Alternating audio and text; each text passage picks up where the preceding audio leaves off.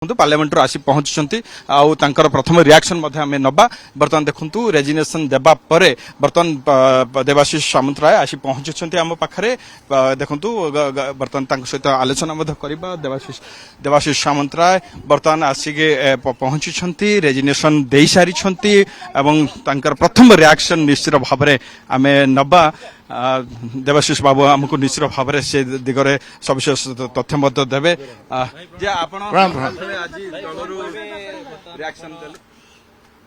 विजु जनता दल आज इस्तीफा देली नवीन बाबू चिठी लिखिदेली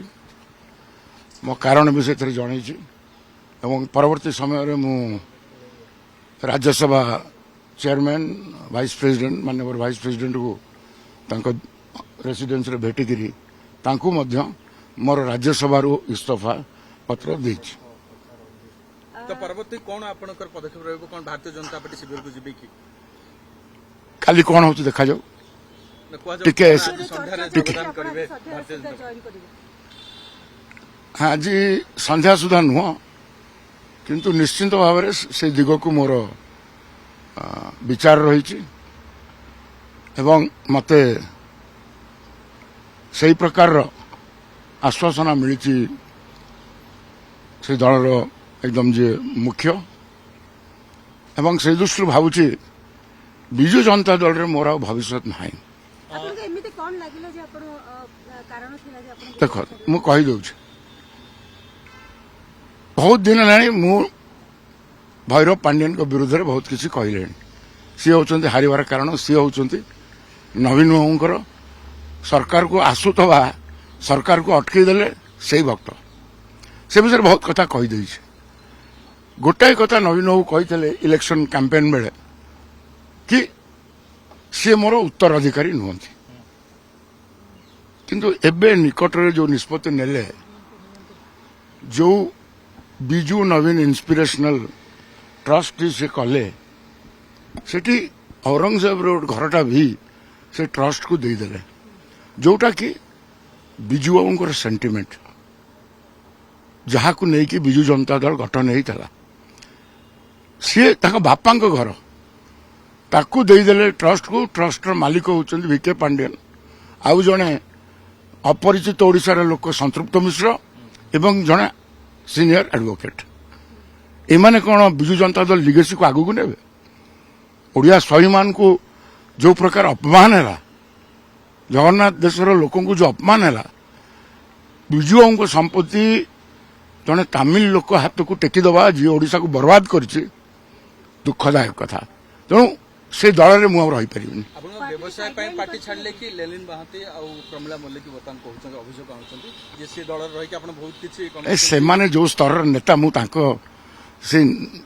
कमेंट करने को चाहूनी मु कौ फोरम रे अच्छी मु गोटे राष्ट्रीय दल को बाहर जावाई जो अति सम्मान सहित जाऊँगी से काम होया विजु जनता दल केवल गोटाए का मुद्दा आगामी दिन में दल केमती संगठित हम से चिंता कार ना दल केमती आहरी विभाजन हम आहरी केमती लोक ये सस्पेंड हे से हूँ विजु जनता दल अभी एकमात्र लक्ष्य तो बीजेपी केबे योगदान करबे कोन बीजेपी टिकट रे कोन आपन राज्यसभा से योगदान तो निश्चय आपण माने थेबे तेणु आगुरु कोन दरकार कहबार किछि आपण मान से उपस्थित थेबे राज्यसभा आसीबे ये आश्वासन मिलछि बीजेडी गणसेटा कला के साइडलाइन तो राज्यसभा अच्छी किंतु दुखर सहित कहूँ वर्ष है नवीन बाबू भेटी पारे मत नवीन जहाँ को मुझे पाखर लोक थी ओडिशा समझ जानते देवाशीष सामंतराय और नवीन बाबू संपर्क कौन आई संपर्क सहित जदि मो नेता मत देखा देलेनी कि मो दुखटा शुणिले मु कहीं कथा गुड़ी कहली मो मुहर सीना कहली कोटी कोटी विजु जनता दल कर्मी कथाटा को मो पार्टी जरिया कहली मो मुह जरिया कहली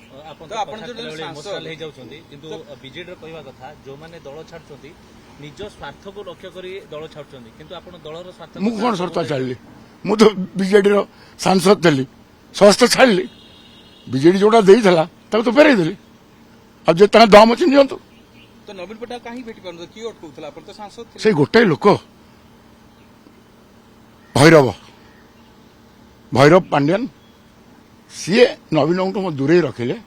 कहीं सब गोटे भय रहा କିଏ ନବୀନ ବାବୁଙ୍କୁ ଯାହା କହିବେ ଶୁଣିବେ। ତେଣୁ ମତେ ଦୂରେଇକି ରଖିଲେ ସେ ନବୀନ ବାବୁଙ୍କୁ ଆଉ ଟିକେ ମ୍ୟାନିପୁଲେଟ୍ କରିବାକୁ ସୁବିଧା ହେଲା। କାଲି କଣ ନବୀନ ବାବୁ ଆପଣଙ୍କୁ 70 ଥର ପାଖାପାଖି ଫୋନ କରିଛନ୍ତି ବୋଲି କହୁଛନ୍ତି। ଦେଖନ୍ତୁ ତାଙ୍କୁ ଯୋଉ ବାର୍ତ୍ତା ମୋ କାହିଁକି ମୁଁ ଛାଡ଼ିଲି ସେଇ କାରଣଟା ମଧ୍ୟ ମୁଁ ତାଙ୍କୁ ଜଣେଇ ସାରିଛି। ଆଚ୍ଛା ମୁଖ୍ୟମନ୍ତ୍ରୀ ଆସୁଛନ୍ତି, ମୁଖ୍ୟମନ୍ତ୍ରୀଙ୍କ ଉପସ୍ଥିତିରେ ଯୋଗଦେବେ ବିଜେପି? ସେଟା ଆପଣମାନେ ଯୋଉ ସମୟରେ ହବ ଦେଖିବେ। କଟକ ରାଜନୀତିରେ ଆପଣଙ୍କର କଣ ଭୂମିକା ରହିବ ଆଗକୁ? ଆପଣ ତ ବିଜେପି ଯୋଗଦାନ କରୁଛନ୍ତି। ଗୋଟେ କେନ୍ଦ୍ର ଦଳକୁ ଆଇଲି, କେନ୍ଦ୍ର ଦଳରେ ଅନେକ କାମ କରିବାକୁ ଅଛି। ଓଡ଼ିଶାରେ ଆହୁରି ସେ ଦଳକୁ ମଜବୁତ କରିବା ଆବଶ୍ୟକ ରହିଛି। ସାର୍ ସିପି ରାଧାକୃଷ୍ଣଙ୍କୁ ଯେତେବେଳେ ଭେଟିଛନ୍ତି ତାଙ୍କ ରିମାର୍କ କେମିତି ଥିଲା, ଆକ୍ସେପ୍ଟ କରିବେ ବୋଲି ଆପଣ ଲାଗୁଛି? ସେ ମୋ ଚେୟାରମ୍ୟାନ୍ ଜଣେ ସଦସ୍ୟ ଚାହୁଁଛି ଛାଡ଼ିବ, କାହିଁ ତାଙ୍କର ତ କଟକରେ ପୁଣି ଆଉଥରେ ଆପଣ ଛିଡ଼ା ହେବେ? ନାଇଁ ମୋ ଛିଡ଼ା ହେବାର